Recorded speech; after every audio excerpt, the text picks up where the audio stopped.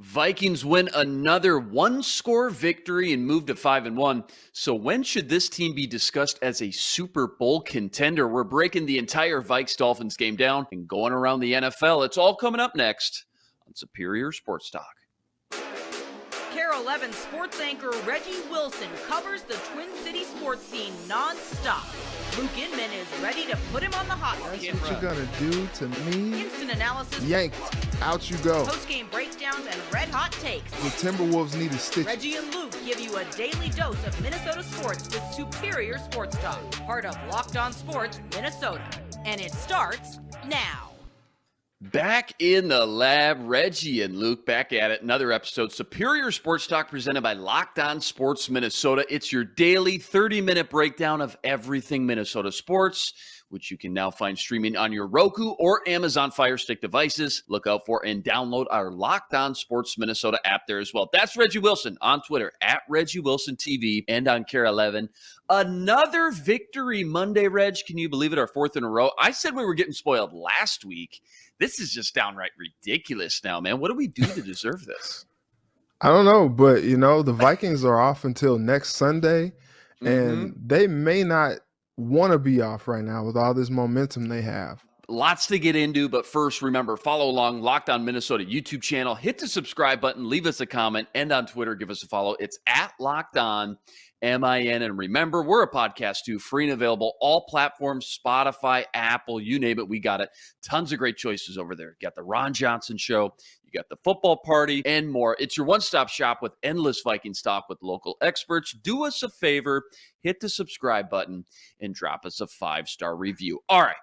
To football we go, where your Minnesota Vikings, they've won their fourth game in a row, as mentioned, moving to 5-1, all atop, all alone in the NFC North right now. Reg, it's like they're what feels like 873rd one-score game that they've played over the last few years. But despite that, honestly, a lot of the same cast going on right now from those Mike Zimmer 2020, 2021 teams. The huge difference, though, being Mike Zimmer to Kevin O'Connell finding ways to win these close games this year. It ain't always pretty. And in fact, yesterday, kind of got downright ugly at times. Vikings offense started the game with 4 straight 3-and-outs. They ended the day with 10 3-and-outs on 15 drives. They were outproduced from a yardage total by over 200 yards by the Dolphins, but yet they still found a way to win. It's just so rare to see that in the NFL. And it would be one thing to say, okay, kind of fluky. Every team has that 1, maybe 2 games a year where they win one on paper that they probably shouldn't have won. But the Vikes the past 4 weeks came from behind against Detroit with a 2-minute drive, went to London, beat the Saints by 4, last-second field goal. And then the next week versus the Bears, despite not taking a bye after the long trip from London, they beat the Bears. And then this Miami team here that everyone crowned this Miami Dolphins team, Reg, a few weeks ago as like their favorite team or one of the best up-and-coming teams in the league. Does this feel sustainable here, Reg? Like, is there a certain luck factor involved that eventually is going to dry up for this team? Or is this the mark of a good team that has maybe just flipped a switch under KOC and is just learning how to win close games? What's your thoughts on that? Who knows? I tweeted after the game yesterday. I was like, what is this Viking season? We don't know. The answers range from, well, they got another win, go on a bye week, come back to the bank and do it all over again, to, man, this is just not sustainable. The defense or the offense. And yesterday was just a cornucopia of just what? Because like at times the defense looked ridiculous. At times the offense looked ridiculous in a bad way. And then it just seems like, here's the thing. It just seems like when the team needs to make a play, they find a way to do it. But it's just like they have to get like slapped around a little bit, uppercut, punched in the gut a couple times. And it's just like, oh, shoot. Oh, man. Okay. All right. We're snapping out of it. Okay, cool. Okay, we're going to score. Okay, cool. We're going to get an interception. Cool. Timely sack. And it's just like, it just feels like they're playing with fire every week. And, I think most people are like, at some point, You can't break that glass and grab that fire extinguisher out of the hallway. Like at some point is gone, you know? Like at some point somebody already took it and they're on the next floor with it. And it's interesting because the one game that they lost against the Eagles, like it wasn't close. You know, Mm-hmm. there were times where it felt like they could get back into the game, but it just ended up not being very close. And then all these other games, with the exception of week 1, have been close. And you're just like, I don't really understand. You look at the defensive performance yesterday and you say, oh yeah, the defense was, wonderful. Kevin O'Connell gave the whole defense a game ball yesterday. But then you look and Teddy Two Gloves had 329 yards through the air with not a whole lot of practice reps this week, 2 touchdowns. And it was like, if it weren't for some of these timely turnovers near the end and a couple of timely sacks, like that game was about to get really, really interesting. And at some point, you're just like, dang, they can't keep winning like this. Like, it's not sustainable. But then they just keep doing it. And you're just like, okay. But I don't think you can go so far to say, like, oh, this is a really good football team. Like, they are what their record says they are. So they're not terrible. They're not bad. But it's just like there are certain things that you see with this that you're just like, I don't know, like they got to shore this up. They got to shore that up if they want to, be this, be that. Because, if you're talking about a playoff football team, you can't turn the ball over. You can't have the offense sputter like that. You had, I don't know if you heard yesterday on the broadcast, Jonathan Vilma at certain times was like, where's the creativeness? Like, where's the creativity? Where's the, where's this offense that, people are ranting and raving about with Kevin O'Connell? Like, he compared it to what they looked like last year under Mike Zimmer. And it was just like, oh, that, Whoa, those are whoa, whoa, fighting whoa. words. Low blow. Yeah, Low like blow. Cheap if shot. Come on. KOC was listening to that on his bye week, chilling with the fam, he's just like, let me turn this Miami game on. Let's see, let's course correct here. And he heard Jonathan Vilma say, hold on, wait a minute. What's Vilma's number? What's his number? Hey, call him up. Hey, how dare you? How dare you? You see this offense that I'm running? How dare you compare me to last year? And honestly, though, with how some of these drives sputtered, I really can't blame him. He asked, like, where's all the window dressing? Where's the motion? There was a short yardage play that he ended up giving it to the up back for the first down. He's just like, what in the world is this offense? And it worked, but you just don't expect something like that from how high powered of an offense this was supposed to be. But look, they got the win, they got the dub, so I guess all is well that ends well. Yeah, it's just the second time ever the Vikes have won a game with less than 240 yards while they gave up over 450 yards. That was in 1988 versus the Bears 28-27 win. You touched on this a little bit already. I want to come back to the defense specifically. Hey, they shined, carried this team, kept it close anyways, when there were numerous times the Dolphins should have at least owned a lead or put more pressure on the Vikes offense than there ever was. The team had 32 quarterback pressures. 32. Previous high was 20. They had 13 quarterback hits. They had 6 total sacks. That was the pressure we've been banging the table for under Donatel all year. My goodness. It was the veterans, too, that we went into the season really saying, these are the guys that are going to have to carry this defense. And why we kind of all had high hopes for them on paper in the preseason and training camp going into the year. Yesterday, Harrison Smith, he had an interception, 2 big pass breakups, and a key forced fumble on Jalen Waddle. Patrick Peterson, 4 pass breakups, game-sealing interception. Passer rating allowed was under 30. And then PFF credited Za'Darius Smith with 11 pressures and Hunter with 6. Your thoughts on the defensive performance? I know it wasn't perfect by any means, but do you think this is one of those games that we look back and say, that's the game where it all started to click there? Because again, Donatel said, hey, I've been doing this for a long time. I'm telling you, it takes a month or so switching to this 3-4 for a lot of guys. And then talk to me about the veterans too on this defense that really feels like they're the catalyst, man. When they have any type of success, it's one of those veterans on the team, isn't it? Yeah, absolutely. So I will say this. We touched on this a lot on Vikings Extra last night on Care 11. I have been calling for the edge department to meet at the Mm-hmm. quarterback for weeks now, Luke. Like you can run the tape back every week. I'm saying, like, dang, what happened to the sacks? Where are the pressures? And yesterday it was like they heard us and they were like, okay, we're here. You had a sack from Hicks, Hunter, Smith, two from Patrick Jones. And look, this program, us too, we love us some DJ Wanham. He was out Mm-hmm. yesterday, illness. Patrick Jones comes in, two sacks. Incredible. Just incredible effort from the defensive front seven. Then you look at the back end. Dude, Harrison Smith, for talks of his demise or whatever you want to say, his decline, shut up. Whoever's saying that, shut up. The dude had a game.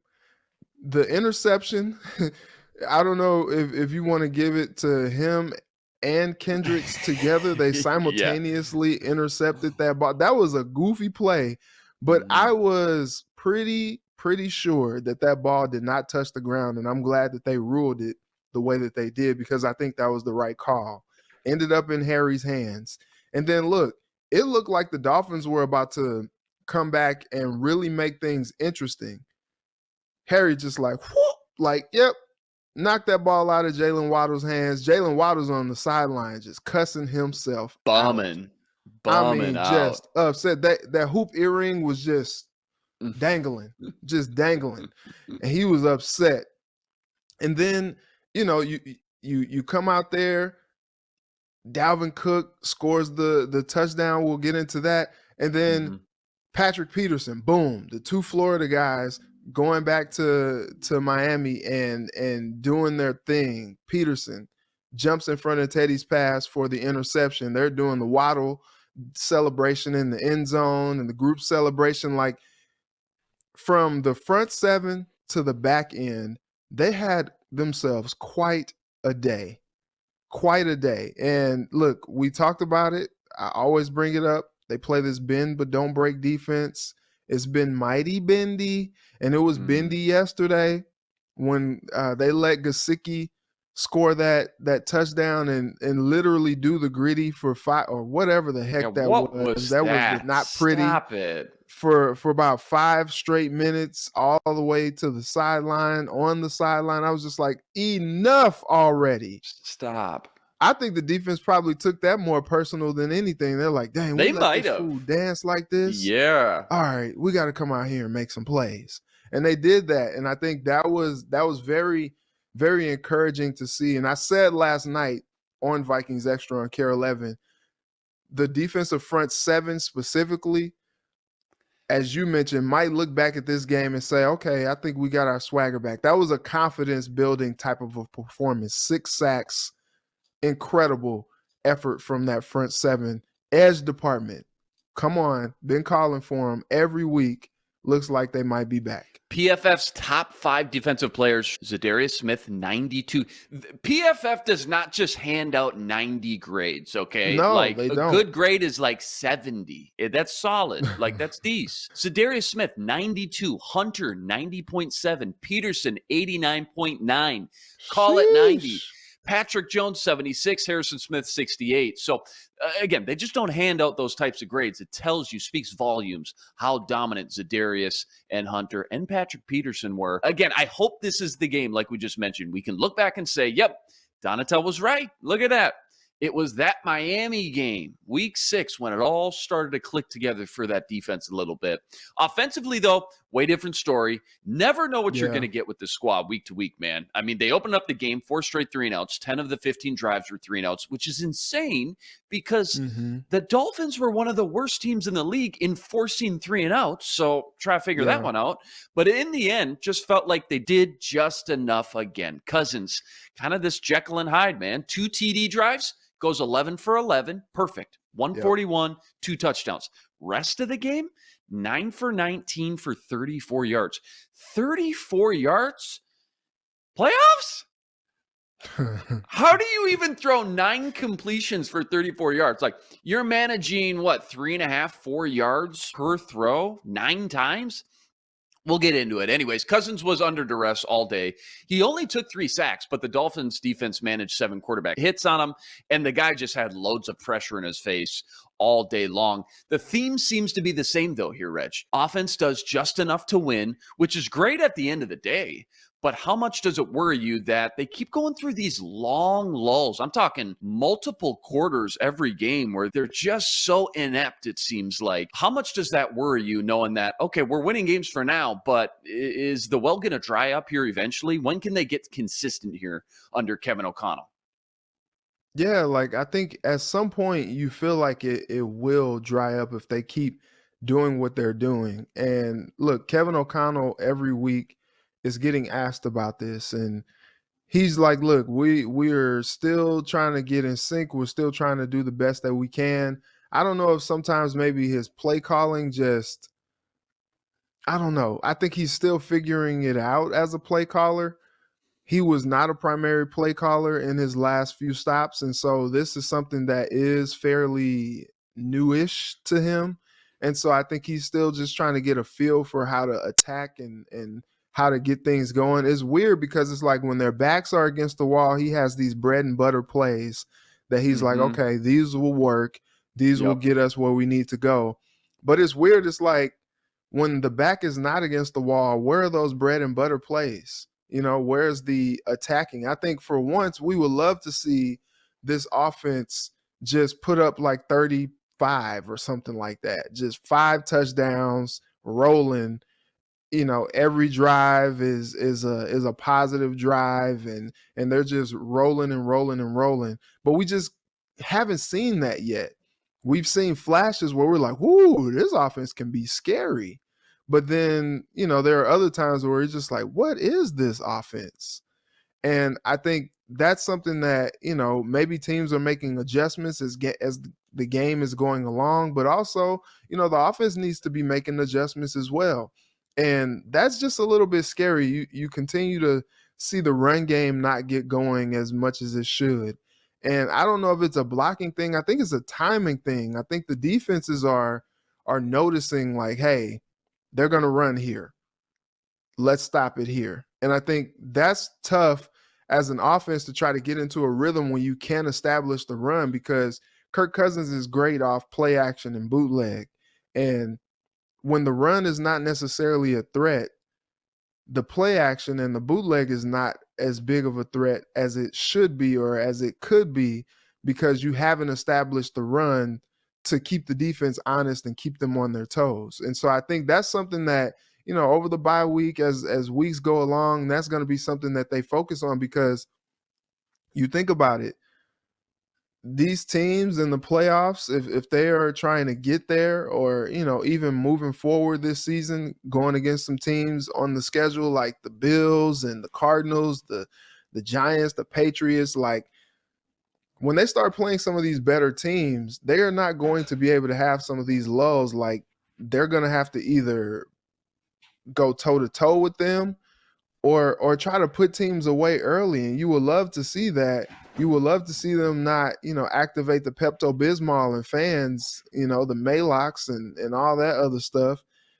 the Tums, because, you got indigestion from watching the Vikings every Sunday. Like, Sundays are supposed to be holy days. The Vikings are turning them into, you know what? I won't even go there. But the Sundays are very stressful for Vikings fans, and I think it's partially because you see all the talent on this offense, but they just don't put it together consistently. And look, call it, growing pains of a new regime trying to put its stamp on the team, but they're winning in spite of. And I guess that's the encouraging part, that you hope that as they continue to win, they continue to figure these things out, and then they just continue to streak on until they string all these wins together, and all of a sudden you got a good season. You look back, you're like, man, earlier this year they were winning games that maybe they shouldn't have, but they did win them, and now they're winning games going away. This is a good football team. I would love to say, come week 15, we can say those type of things about this team. Okay, so Vikes win another close one. This time, defense dominated. Offense does just enough. But who are the unsung heroes of the game, Reg? Like, guy maybe that didn't get a ton of spotlight at first glance. Just give me one. I'll give you mine here real quick. Ryan Wright, a.k.a. Mr. Wright, as they like to call him. I'll tell you what, when you have 10 3-and-outs, you desperately need good punting to help flip the field. And all that guy did was he sent one into outer space, man. One of them's still up there. I'm not kidding. I've never seen a 73-yard punt live like that. Thing of beauty. 10 punts in all, 6 inside the 20. He made that Dolphins offense scratch and claw for every yard yesterday, which doesn't sound like much, but in these close games, week in and week out, when you're always in these close games, it's the little things that will make you or break you. And Ryan Wright, the UDFA, making Matt Daniels look like a special teams coach of the year. I don't know if they hand those things out or if they award special. They should, though, because Matt Daniels would be in the running. Who you got? Unsung hero from yesterday. So I think one of my I think I have a few, but one of my unsung heroes from the day yesterday, and I mentioned him already, but Harrison Smith. Like, the dude is an ageless wonder out there. Like, he went out there and just balled out, forcing the fumble, the interception, being in the right place at the right time. He was a guy for me that really was a difference maker. And if not for him being on that field yesterday, I don't know that the Vikings win that football game, plain and simple. Also, Dalvin Cook in his homecoming, he was bottled up for most of the day. Most of the day. When they needed him the most, he goes out there, busts out this 53-yard touchdown with his family in the stands, some people that, he knows in the stands, in front of his people, down in Miami, homecoming, does his thing, and really put the team up when they needed him the most. And that just it's something to be said about Dalvin Cook this year, because he is yet to get a 100-yard game, but he just keeps chopping that wood. And every week, we ask him about his performance, and he's just like, I'm not satisfied. I'm not satisfied with it. I only had, such and such yards, but, I'm just here for – last week he was like, I'm just here for ground control, man. I'm just here for ground control. They let me, do what I need to do, and I'm just here for ground control. And yesterday, when they needed the ground control, he really cooked on them. He turned up the heat out there in Miami and kind of helped put the team away. And so he was one of my unsung heroes. Also, didn't really get a whole lot of shine or love yesterday because it was kind of quiet. Justin Jefferson quietly had another 100-yard receiving day. The one long catch that he had for 47 yards. He had an average catch of 17.8 yards yesterday. Didn't really hear his name called a crazy amount yesterday, but when they needed a play, Kirk was able to find him, and he just kept the chains moving.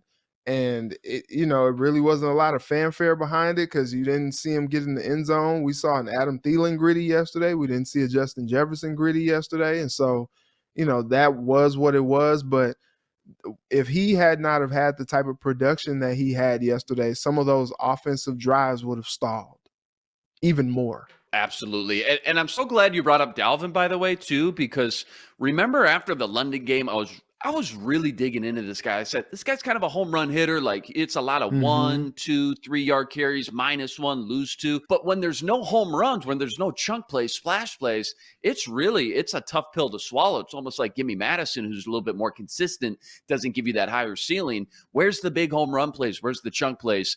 And then it took all game, just a couple minutes left in that game, but we finally got that big chunk play, his longest play of the season up until that point, 22 yards. That came on that reverse lateral pass from Justin Jefferson the week before.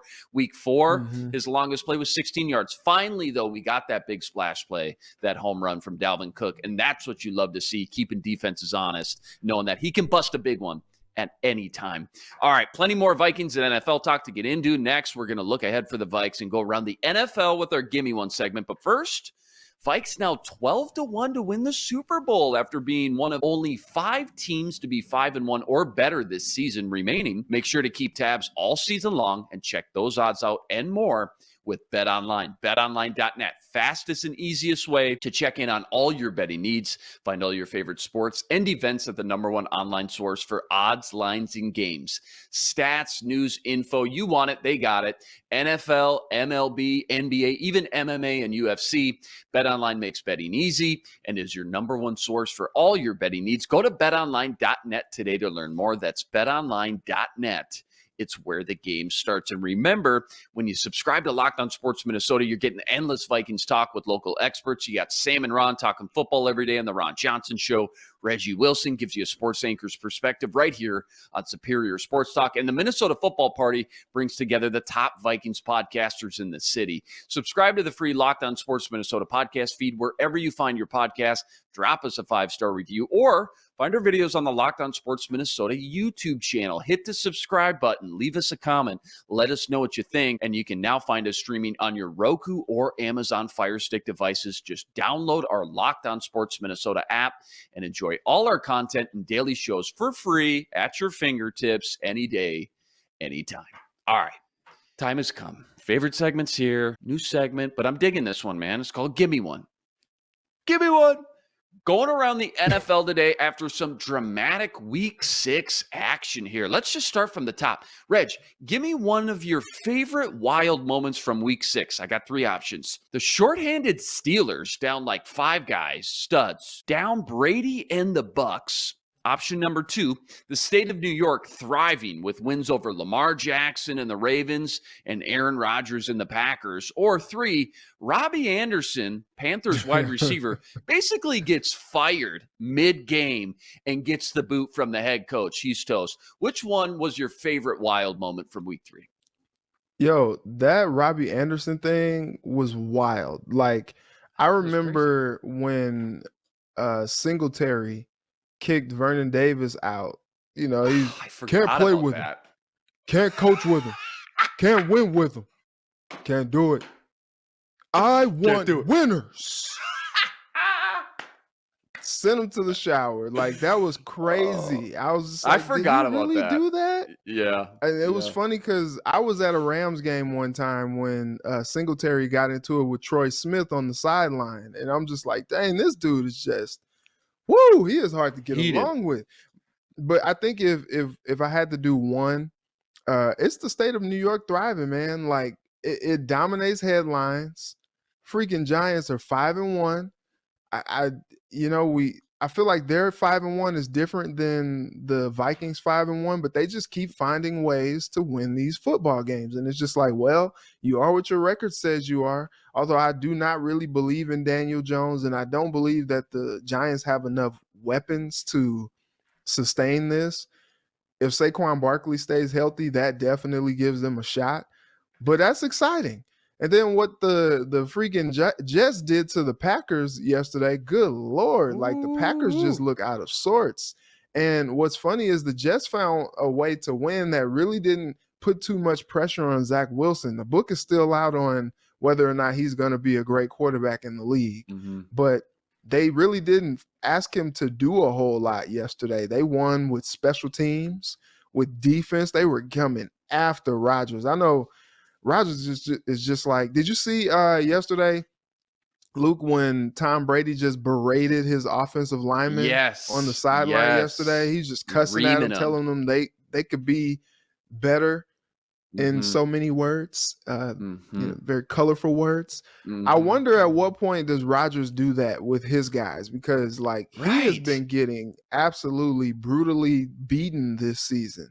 And the Jets got after his tail yesterday.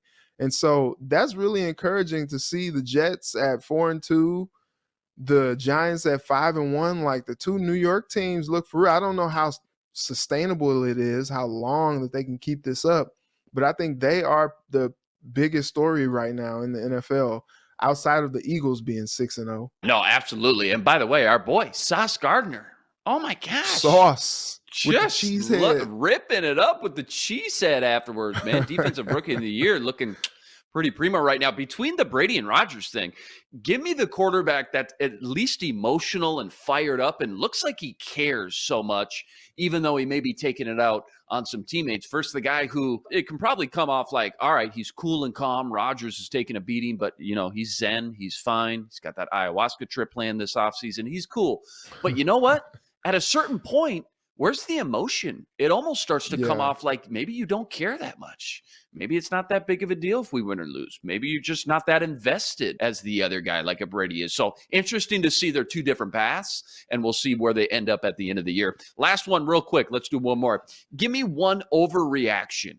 3 options. Number 1, the Bills will have home field number 1 seed advantage in the AFC playoffs. Number 2, the Patriots offense is better with Billy Zappi at quarterback. And number 3, the Jets are a threat to make the playoffs in the AFC. Which one's an overreaction? The overreaction is the Jets are the threat to make the playoffs, just because, like I said, the book is out on Zach Wilson and whether or not he can lead the Jets to where they need to go. Like, at some point, you have to put it in the quarterback's hands and make him make a play, and not just a play, but a lot of plays. And I think that's something that is still just, I don't know, it remains to be seen whether or not he can do what he needs to do. But that being said, they've put some really great pieces around him. Like I said, the defense looks outstanding, with Sauce, CJ Mosley, like these guys are out there doing the daggone thing. And then you look at the offense, they got a couple great tight ends with Uzama, led by Uzama out there. Their running back room with Carter and Breece Hall looks like a dude, man. Like, some of those runs he broke out. I was just watching those highlights earlier on the elliptical, and like, I'm just like, dang, like he looks like a really great pickup for them. RB1 out here. And so, like, they have some great pieces around Zach Wilson.